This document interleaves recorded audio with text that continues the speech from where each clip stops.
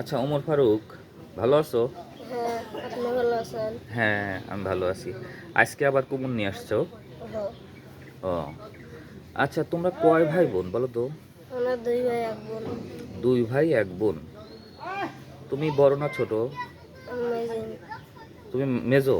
হ্যাঁ, দুই ভাই এক বোন, বড় ভাই আছে না তোমার? হ্যাঁ, আর বোন কি ছোট সবার? হ্যাঁ। ও, তোমার বাবার নাম কি? রুহুল আমিন। রুহুল আমিন। তোমার বাড়ি কোথায়? বাবন বামনগ্রাম। পুরা ডিটেলস ঠিকানা বলো তো। ডিটেলস ঠিকানা।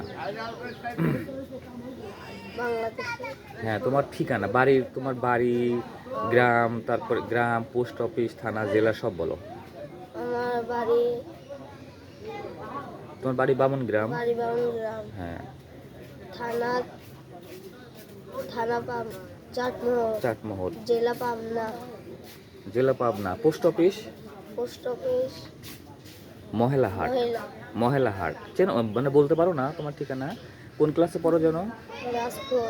ক্লাস 4। তুমি এর আগে কুমোর, যে যে এই চাল কুমড়া বিক্রি করতে আসছিলা, বুঝছো? আমি তোমার ভিডিও ছাড়ছিলাম। তো ওই কুমার আমি মানে আমি তো কিনি নাই, শুধু দাম বলছিলাম। অনেকেই আমাকে বকা দিচ্ছে যে আমি কেন কিনি নাই, আমি শুধু ভিডিও করার জন্য গেছি। হ্যাঁ, যাই হোক, তোমার কুমোর তো তখনই বিক্রি হয়ে গেছে। ওই তখন 90 টাকায় বিক্রি করছিলা তিনটা, তাই না? 10 টাকা কমে 100 টাকা চাইছিলা, বিক্রি করছিলা।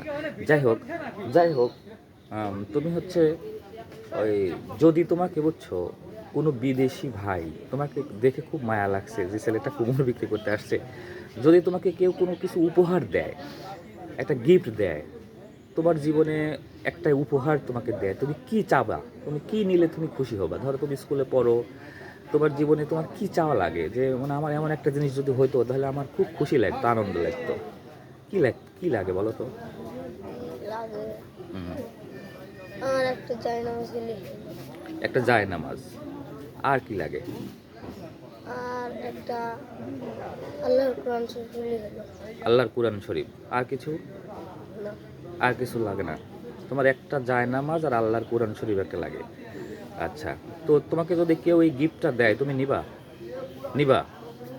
আচ্ছা, তাহলে তোমার বাবা কি করে? বাবা কৃষি কাজ করে। কৃষি কাজ করে।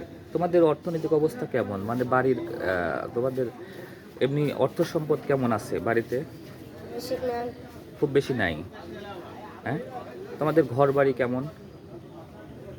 খালি এটা ছাদ দিয়েছে তাই। ছাদ দিছে মানে কি, ইট ইট দিয়ে ছাদ ইট দিছে? দিয়েছে। আর বাবা এখন, তোমার বাবা কি বাড়িতে কাজ করে না অন্য কোথাও কাজ করে? বাড়িতে কাজ করে। অন্য বাড়িতে কাজ করে না তো? প্রত্যেক সময় টিকার অভাব হলে কাজ করে। টাকার অভাব হলে কি বাইরে যায় কাজ করতে?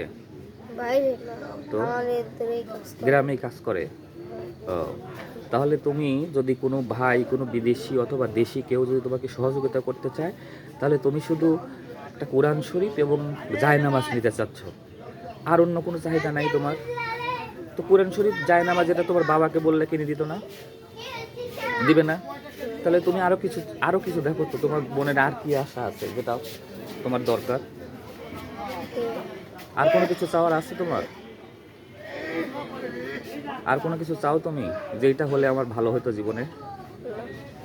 আর কিছু চাও না?